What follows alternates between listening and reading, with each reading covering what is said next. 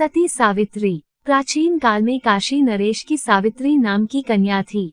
सावित्री गुणों से संपन्न तथा लाड़ प्यार से पाली गई थी। जब वह विवाह योग्य हुई तो उन्होंने उसे स्वयंवर कर विवाह करने की आज्ञा दी।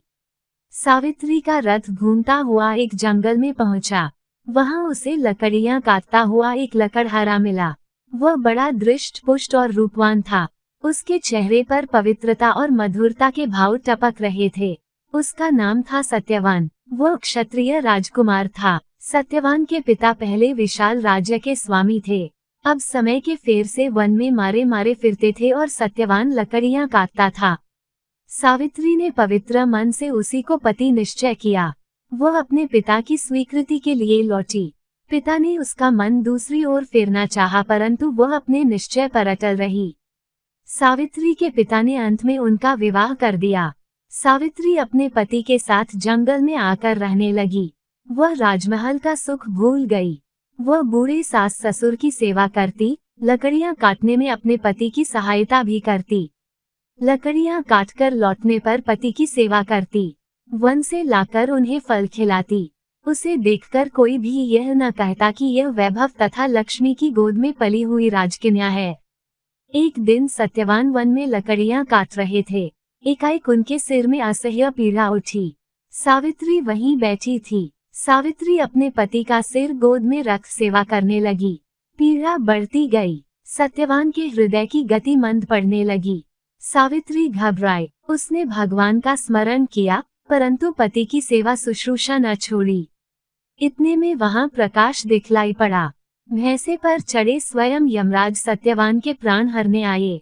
यमराज का आना था और सत्यवान का निर्जीव होना। सावित्री ने फिर भी धैर्य न छोड़ा। सत्यवान का अनुराग उसे यमराज के पीछे पीछे ले चला। यमराज उसे पीछे पीछे आते देख घबराए। उन्होंने सावित्री से कहा, बेटी क्या मांगती है? क्यों पीछे पीछे आ रही है? जो चाहती है मांग। सावित्री ने कहा, यदि आप प्रसन्न हैं तो मुझे वर दे कि मेरे पास विपुल धन हो। यमराज ने कहा, अच्छा ऐसा ही होगा। सावित्री ने यमराज का पीछा फिर भी न छोड़ा। तब यमराज ने फिर पूछा, तुम क्या चाहती हो?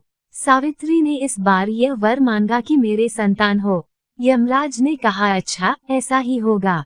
तब भी सावित्री को अपना पीछा करते देख यमराज ने मुंझलाकर कहा, और जो कुछ मांगना हो मांग लो और लौट जाओ। सावित्री ने कहा कि यदि आप प्रसन्न हैं तो मुझे अटल सौभाग्य प्रदान करें। यमराज को करुणा आई। उन्होंने कहा, अच्छा जाओ ऐसा ही होगा। यमराज ने अपने भैंसे को ऐड़ लगाई, परंतु सावित्री ने उनका आंचल पकड़ विनय की, देवपति के बिना सौभाग्य कैसे हो सकता है। यमराज सावित्री की चतुराई समझ गए।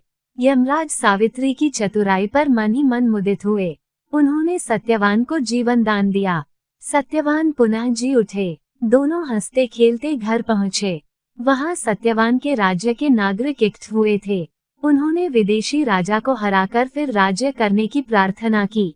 सत्यवान ने राज्य जीता। दोनों सुख से जीवन बिताने लगे। सबने सावित्री की प्रशंसा की।